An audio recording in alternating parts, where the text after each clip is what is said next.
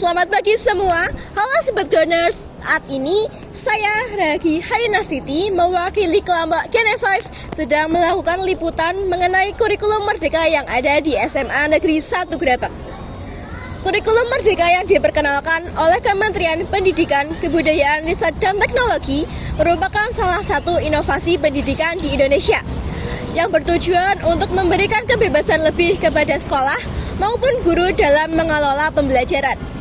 Untuk mengetahui lebih dalam mengenai kurikulum ini, rekan saya Muhammad Wildan Albanani akan mewawancarai wakakurikulum di SMA Negeri 1 Grabak.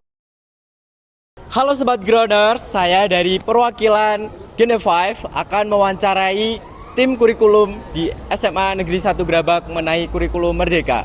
Nah Grounders, pada kali ini saya sedang bersama wakakurikulum SMA Negeri 1 Grabak, yaitu Bapak Ahmad Nuruddin Fauzi. Yuk ikuti saya.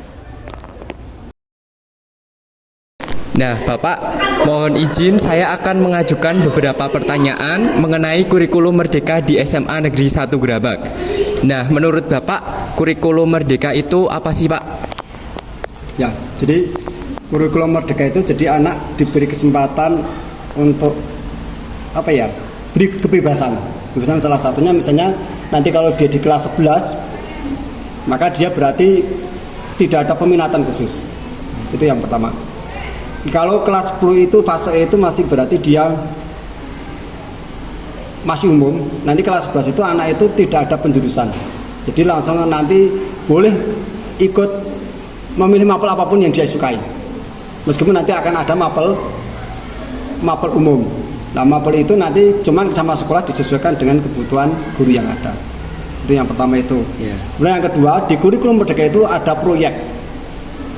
Jadi kalau misalnya saya itu 4 minggu berarti yang 3 minggu untuk pembelajaran, yang 1 minggu untuk proyek. Nah, proyek P5 itu adalah proyek penguatan profil Pancasila seperti yang kita laksanakan hari ini. Lalu, bagaimana pengaruh adanya implementasi kurikulum merdeka bagi siswa Bapak? Jadi yang pertama pengaruhnya adalah anak itu dalam belajar itu tidak seperti dulu klasikal. Klasikal dalam artian anak itu tergantung gurunya. Jadi anak itu sekarang itu tidak harus duduk. Jadi anak itu boleh nanti belajar, ada yang mulai dengan musik dan sebagainya. Guru harus memfasilitasi. Itu yang pertama. Kemudian yang kedua, dalam menyampaikan materi itu jadi gurunya itu, misalnya guru itu punya konsep, maka guru itu harus dengan metode yang berbeda-beda sesuai dengan kebutuhan anak, sesuai dengan kemampuan anak yang diinginkan. Jadi lebih variatif. Kemudian yang kedua lebih kontekstual, disesuaikan dengan kondisi lingkungan kita yang ada. Lalu selanjutnya, mengapa ada penekanan pada kebebasan dalam belajar di kurikulum merdeka? Kenapa ada kebebasan? Biar anak itu berkembang sesuai dengan yang diharapkan, yang dia inginkan. Jadi belajar bukan hanya diberi muatan yang dari gurunya, tidak, tapi anak sekarang diberi kesempatan untuk bisa berkembang dengan diri sendirinya. Dia bisa menentukan sesuai dengan kebutuhan dirinya. Baik, sekian dari kami Bapak untuk pertanyaannya. Terima kasih.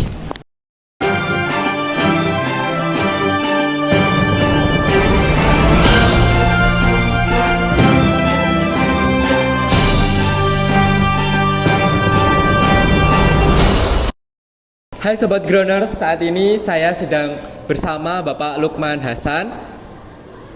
Nah, Bapak izin memberikan beberapa pertanyaan mengenai kurikulum merdeka di SMA Negeri 1 Grabak. Yang pertama, kapan sih kurikulum merdeka dilaksanakan di SMA Negeri 1 Grabak?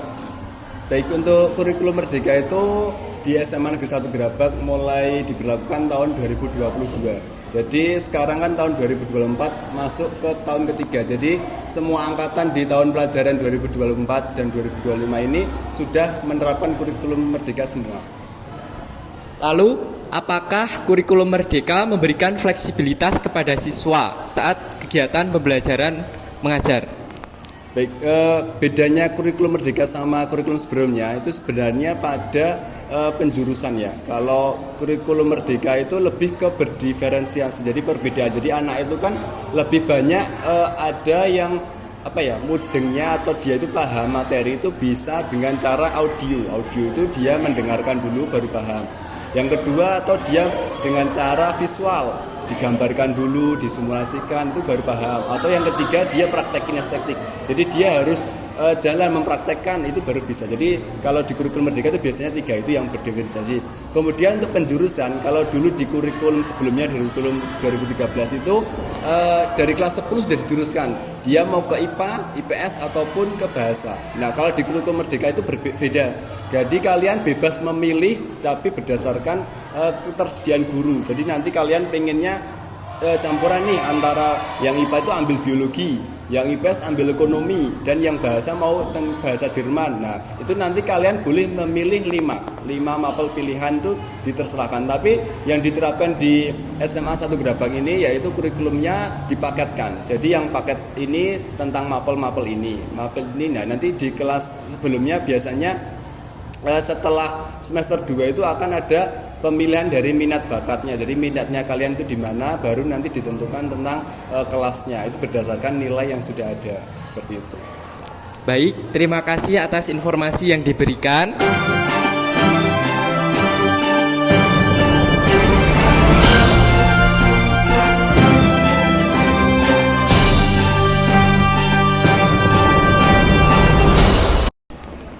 Nah, Grounders, selanjutnya saya sedang bersama Ibu Dewi Setiana. Nah, Ibu izin kami memberikan pertanyaan mengenai kurikulum Merdeka di SMA Negeri 1 Gerabak. Yang pertama, siapa saja sih yang terlibat dalam pengembangan kurikulum Merdeka? Sebenarnya yang terlibat di dalam kurikulum Merdeka itu tidak hanya Bapak Ibu guru, ya. Tidak hanya yang menjalankan proses pendidikan di sekolahan, ya.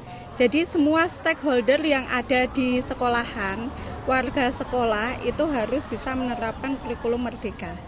Ya, jadi ada Bapak Ibu guru, karyawan, ya, siswa-siswi, ya. Itu pokoknya yang di bidang pendidikan ya harus bisa menerapkan kurikulum Merdeka. Itu. Lalu selanjutnya, di mana siswa diberikan tempat untuk mengeksplorasi bakat dan minatnya? Untuk mengeksplorasi bakat dan minat itu siswa-siswi diberikan tempat ya di sekolahan.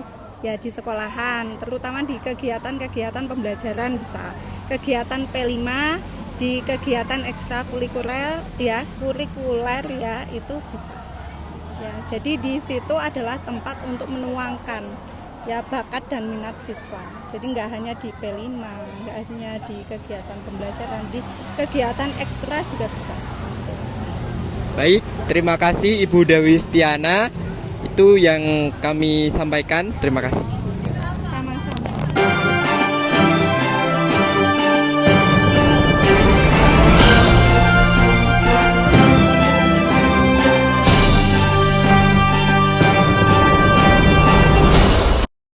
Oke, Grounders, itu tadi hasil wawancara saya bersama beberapa tim kurikulum di SMA Negeri 1 Gerabak.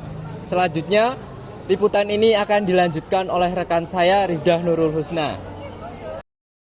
Nah, Sobat Grounders, itu tadi info mengenai kurikulum Merdeka di SMA Negeri 1 Gerabak.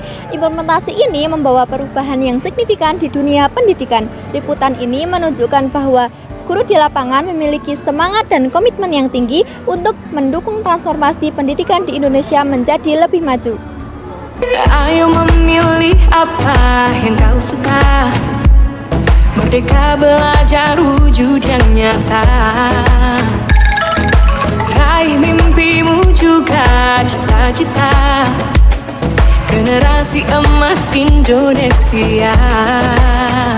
Profil belajar Pancasila tanamkan di dalam dada. Profil belajar Pancasila cerdas berkarakter itu kita.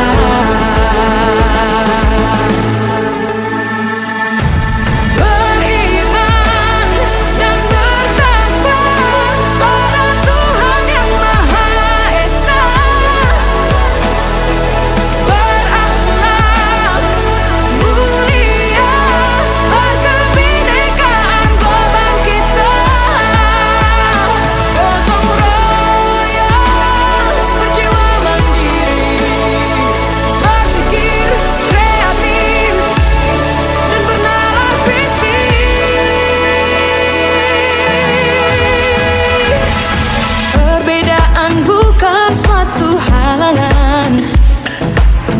saling berganti.